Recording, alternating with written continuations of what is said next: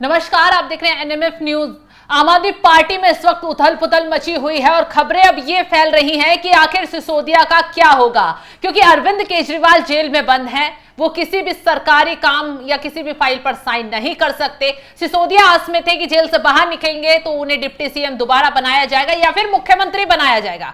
ऐसे में आम आदमी पार्टी या अरविंद केजरीवाल की तरफ से अभी तक ये क्लियर नहीं किया गया है कि सिसोदिया को क्या कार्यभार दिया जाएगा और सिसोदिया के हाथ में पार्टी की कमान रहेगी या नहीं। वहीं सुनीता केजरीवाल ही आगे बढ़कर हर कामकाज को संभाल रही हैं और सिसोदिया को बिल्कुल साइडलाइन कर दिया गया है। तो जिस तरीके से अभिषेक ये कहा जा रहा था कि सिसोदिया जेल से बाहर आए हैं तो पार्टी की कमान वही संभालेंगे, वो मुख्यमंत्री भी बन सकते हैं, उन्हें दोबारा डिप्टी सीएम भी बनाया जा सकता है, क्या सिर्फ ये अफवाहें थी और क्या सिसोदिया को वाकई में साइडलाइन कर दिया गया? देखिए, सबसे पहले तो मुझे नहीं लगता कि अरविंद केजरीवाल को इस बात की उम्मीद थी कि उनसे पहले मनीष सिसोदिया को जमानत मिल सकती है, क्योंकि चुनाव के दौरान जिस वक्त सुप्रीम कोर्ट ने अरविंद केजरीवाल को जमानत दी थी उस वक्त उसी बेस पर मनीष सिसोदिया ने भी जमानत की अर्जी लगाई थी कि मुझे चुनाव का प्रचार करना है, लेकिन सुप्रीम कोर्ट ने जमानत नहीं दी थी। लेकिन अब ट्रायल के आधार पर के ट्रायल जांच एजेंसियों की वजह से लेट हो रहा है, उस वजह से मनीष सिसोदिया को जमानत दे दी गई,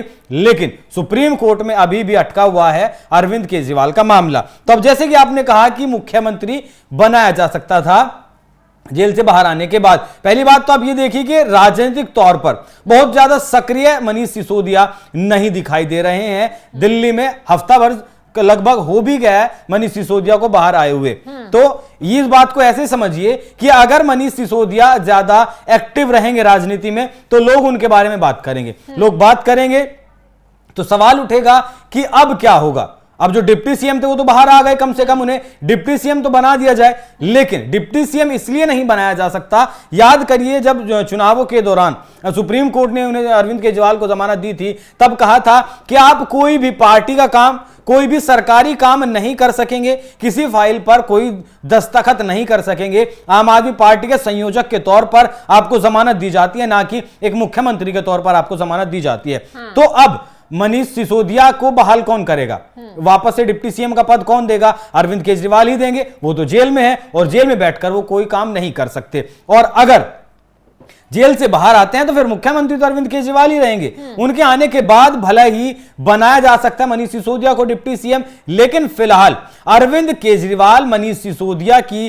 राह में सबसे बड़ा कांटा है। जो दोस्त हुआ करते थे कभी, आज वो एक दूसरे के लिए कांटा बन गए हैं। अरविंद केजरीवाल ने शायद लंबी भविष्य को देखते हुए इस्तीफा नहीं दिया था अपनी कुर्सी से। अगर वो पहले इस्तीफा दे देते और आज मनीष सिसोदिया जिस तरीके से बाहर आए हैं तो सिसोदिया को अब ऐसी मांग उठती, पार्टी के भीतर भी दबाव बनता कि अब सिसोदिया को मुख्यमंत्री बना दिया जाए। इसीलिए शायद अरविंद केजरीवाल ने इस्तीफा नहीं दिया। शबनम, तो जिस तरीके से अब दिल्ली में आम आदमी पार्टी में कहा जा रहा है कि अंदर ही अंदर उथल पुथल मची हुई है और चुनाव भी करीब हैं, हालांकि अरविंद केजरीवाल ये साफ नहीं कर रहे हैं कि पार्टी की कमान किसे दी जाएगी, तो इसको लेकर पार्टी में थोड़ी सी उथल पुथल है। संजय सिंह अपना दांव लगा रहे थे लेकिन उन्हें भी साइडलाइन कर दिया गया। अब यहां एक बात और जोड़ना चाहूंगा शबनम, में सुनीता केजरीवाल को लेकर जिस तरीके से हरियाणा में चुनाव की घोषणा हुई, जो है सुनीता केजरीवाल वहां पहुंची, उन्होंने वहां कार्यभार सब कुछ संभाला, और आज भी मनीष सिसोदिया से ज्यादा एक्टिव सुनीता केजरीवाल नजर आ रही हैं। भले ही मनीष सिसोदिया जेल से रिहा होने के तुरंत बाद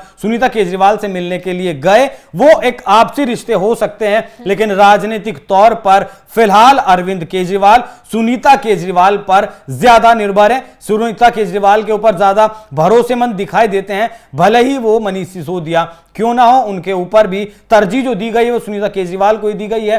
अब यह बड़ा सवाल है कि क्या अरविंद केजरीवाल सुनीता केजरीवाल को ही आगे बढ़ाएंगे?